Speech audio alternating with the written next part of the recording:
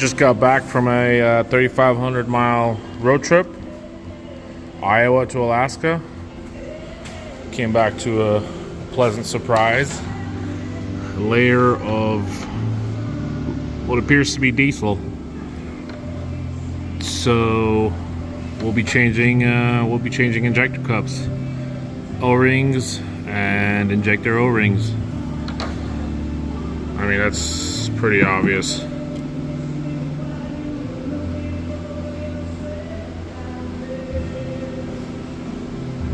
Sure smells like diesel. Well, I guess while we're waiting, we got some stuff to do. Got a visor here, put on, drain the coolant, and yeah, this one's pretty dinged up, so that's getting changed out. Might cut the stacks a little bit. I gotta put radios in it, and CB and VHFs. A little bit about the truck though. It's a 2016 389 glider, factory glider kit, sitting on front air suspension, air ride, 2WS, single turbo cat, 18 speed, 355s. Yeah, just unfortunate, but we'll get to it. Got a ton of stuff to do on half the lights don't work, so I'll keep us busy while I'm waiting for my injector cup or sleeve puller tool.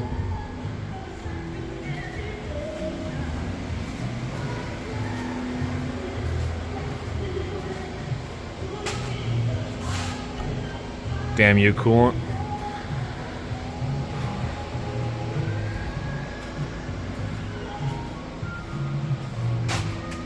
Playing peekaboo over here. Yeah, well, anyway, we'll get to. Oh, we got train horns.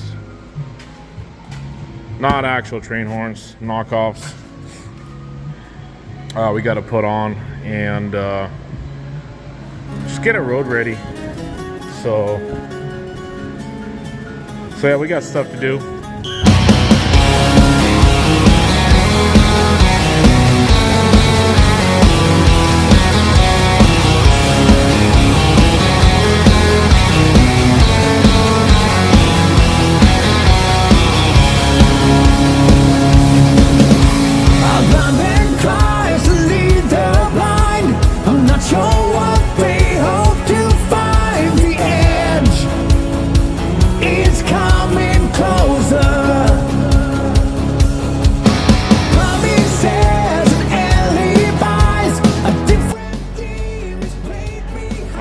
Visor on. Trying to straighten out this step here. See if that does me any good. Maybe tack weld it some spots there. It's a little better. I don't want to break it anymore.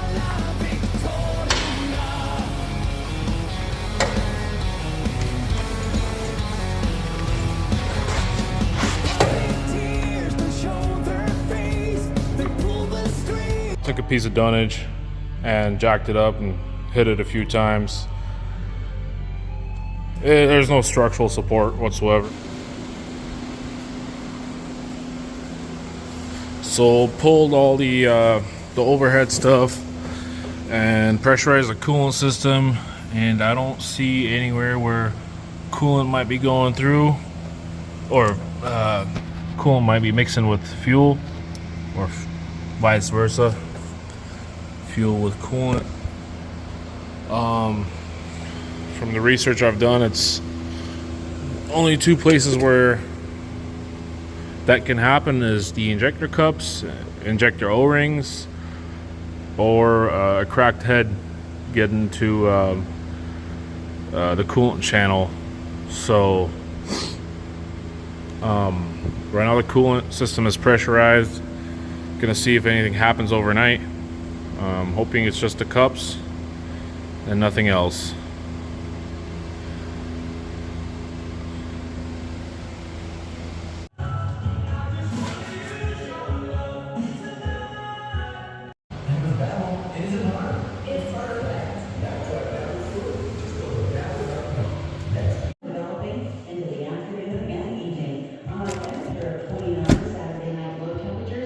So it's just a matter of one airline and 3 bolts here.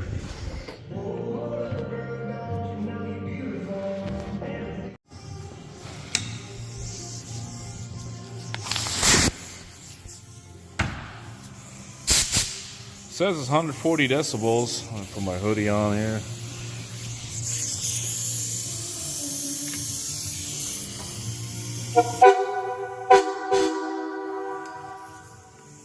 All right, well, it works.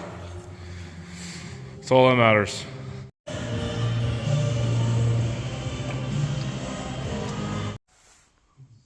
It's new shocks. I like the road shocks the best. Yeah. It's yellow. Yeah. They're yellow, they're gas. So we got our cups in, new cups in last night, and yeah, we noticed a few little things like on number 4 right here. I don't know if you can tell, but it really, there's a section where it's just, it almost looks burnt through.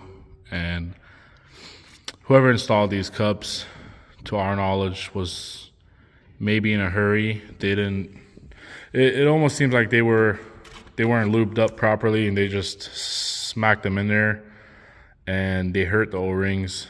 Well, over time they just started leaking.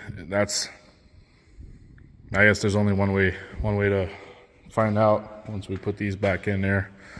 But I went ahead and I got one injector in, and we'll go ahead and do the rest now and set the overhead.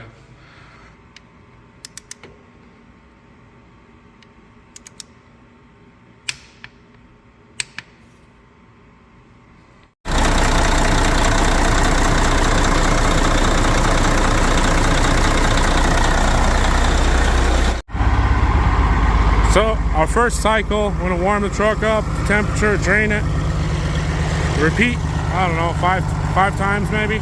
We'll see how it looks. One thing that I forgot to do is crank up all the heaters, let the water circulate. Let's see here, see, crank that up on full.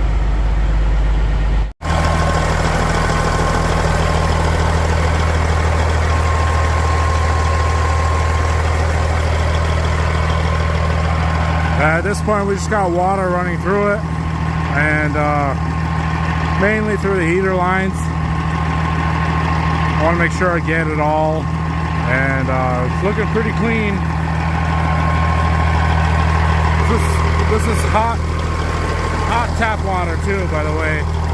So it's keeping it level, and it's just draining. It's just recycling, going in and flushing it out. And this will be my 4th coolant drain, so I think I'm gonna stop it right there and then put some actual coolant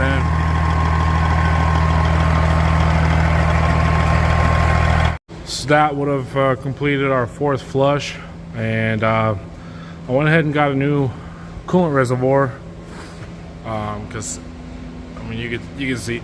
Excuse me, this one's all gunked up. So we know our sensor works, and top it off with regular coolant.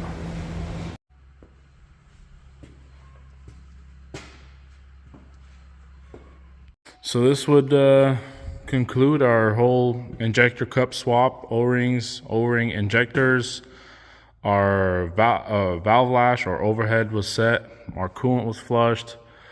I'm about 9 gallons in right here, and yeah, I'm gonna let it cycle through, turn on the heaters, the bunk heater, let it just get to where it needs to go. Yeah, the valves are open, so yeah, they normally take 11 to 12 gallons, so we're sitting at 9 right now. So we'll go ahead and run it for a bit, and yeah, let's hope our coolant stays this color and no more diesel and coolant. So fingers crossed. Got tons more work to do.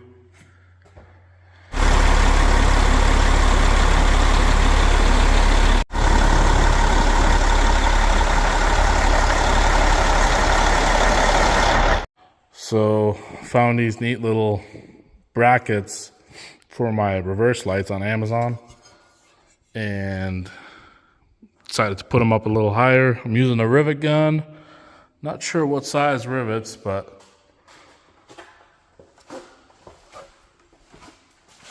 show you on the other side. That's just the dummy light. Just trying to see what I want to go with, but I think it looks neat. You know, adds a little chrome effect. I don't know, I want to say it pops out a good 5 inches.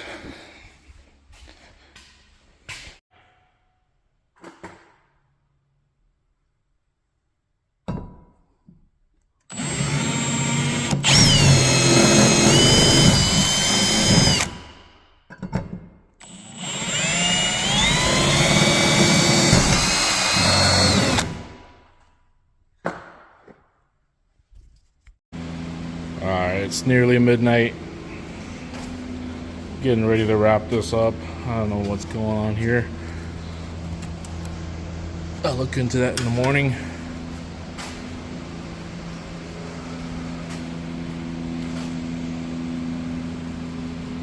So here's one side completely wrapped up, except for gotta tuck all these wires back in, zip tie them neatly.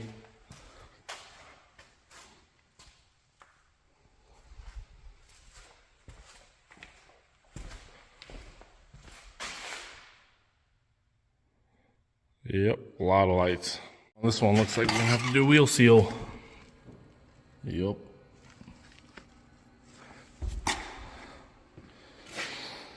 One more thing on top of the list. This side's all wrapped up. Made myself a little catch can.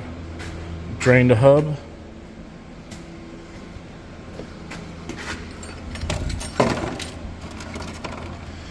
Nifty thrifty. So these are the drums that came on the truck. I guess they're meant for efficiency, but they're $400 a drum, which they couldn't even get those in the state. They didn't have any in the state of Alaska, so versus $120 for the regular drums. And yeah, I think that's a no-brainer.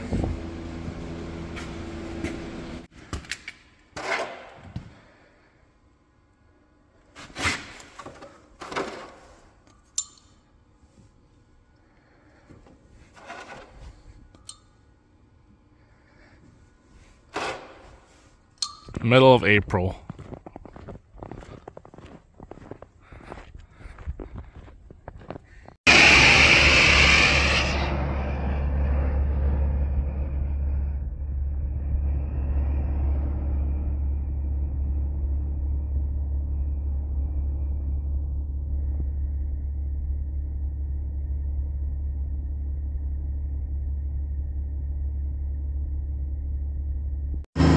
That's a nice way to break in the truck.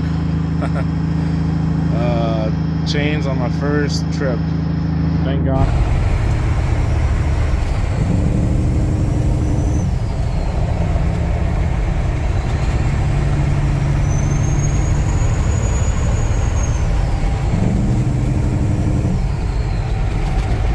So pull it back into the shop after last night's trip. I got a, I don't know if you call it output shaft seal or rear main seal, I don't know. On this jack shaft here, where that yoke sits, it's leaking out of there. So I've got my U-joint out, and I'm gonna go ahead and strap up that jack shaft. That way I can pull the nut loose off the yoke. So give her a little wash, and then we're also changing steers. Well, by all means necessary, right? Did not think I was gonna fit the 1-inch extended anvil in here, and I'm definitely not gonna try to record while handling this beast. But we got our jack shaft ratchet strapped up there, or strapped up, so our three-quarter gun couldn't pull it. So let's give this a shot. The feeling in the world is when you don't have to fight the yoke. Yeah, this is the part I wanted to show y'all. Yeah, you can definitely feel it on the wheel, steering wheel. So go ahead and swap these out real quick.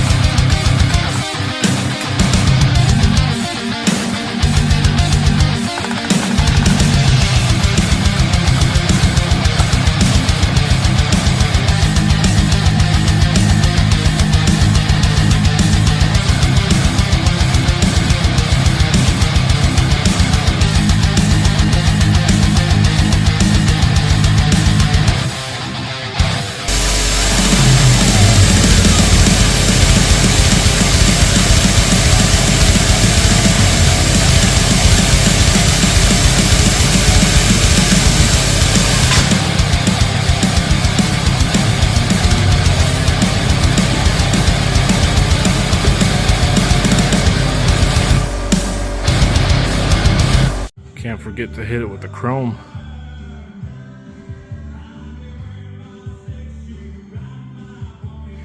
While that's pumping up. This is really the only, so it's only the passenger side steer that has those bumps, but I'm gonna go ahead and change them both out anyway while I'm at it. Just to have them matching already. And yeah, hopefully we won't have no steering wheel vibration. Yeah, these were really hard to come off, even with my 1-inch impact, so that should do.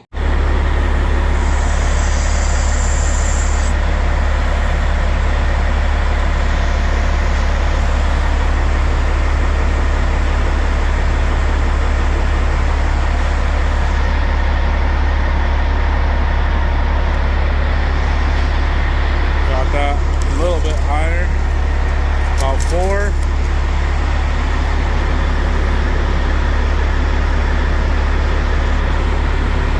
Alright, go ahead and tighten it down like this, and it should give me the perfect ride height.